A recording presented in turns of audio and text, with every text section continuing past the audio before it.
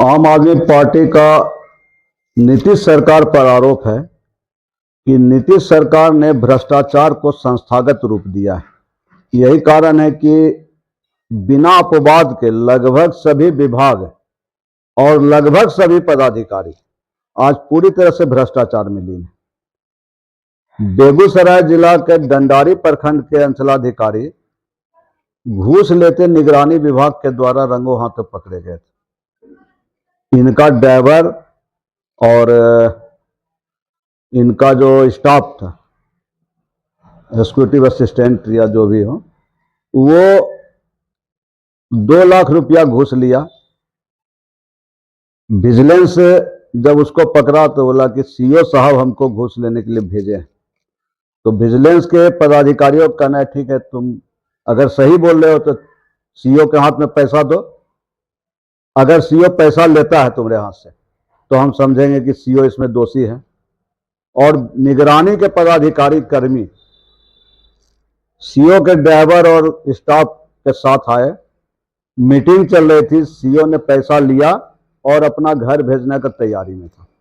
Meeting में ही निगरानी विभाग के लोगों ने रंगे हाथ सीओ को दबोचा।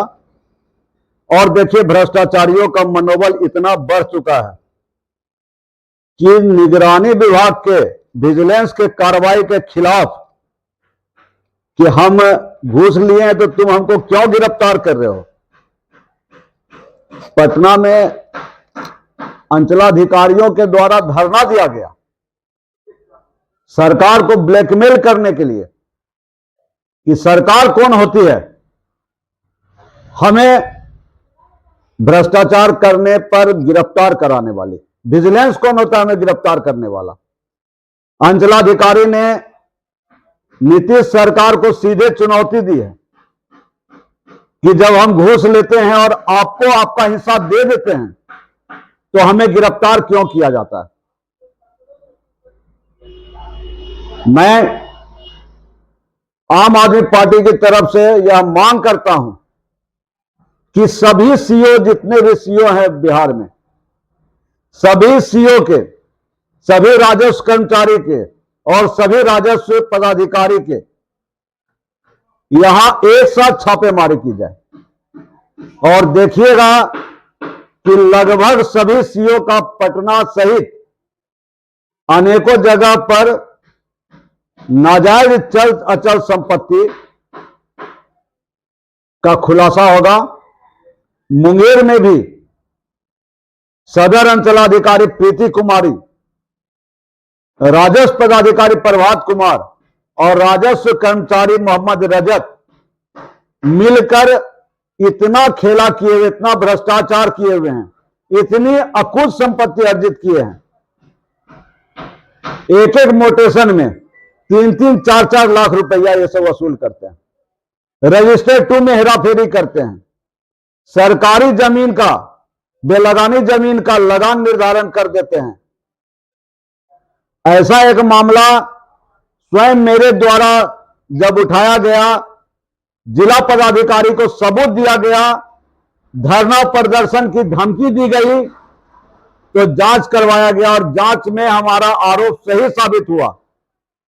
कल्याणी सिन्हा के नाम से बेलगानी जमीन का लगान निर्धारण कर दिया गया।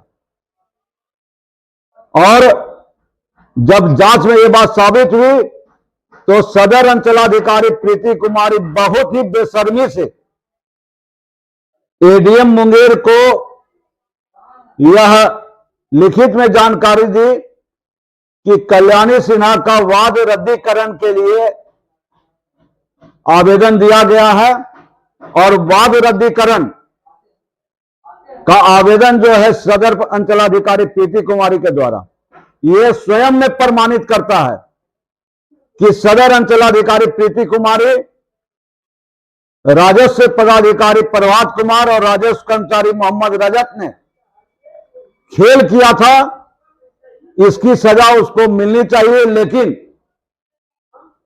नीचे से ऊपर तक लगभग सभी पदाधिकारी भ्रष्ट हैं।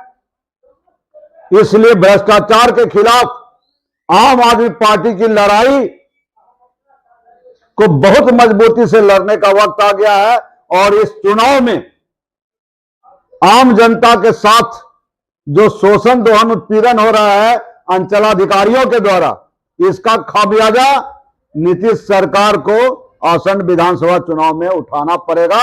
आम आदमी पार्टी नीतीश सरकार को चेतावनी दे रही है कि इससे पहले देर हो जाए, सभी अंचलाधिकारियों, सभी राजस्व पदाधिकारियों और सभी राजस्व कर्मचारियों के सभी जायज नाजायज चल अचल संपत्ति पर एक साथ छापेमारी की जाए। संजय केसरी, प्रदेश प्रवक्ता, आम आदमी पार्टी बिहार।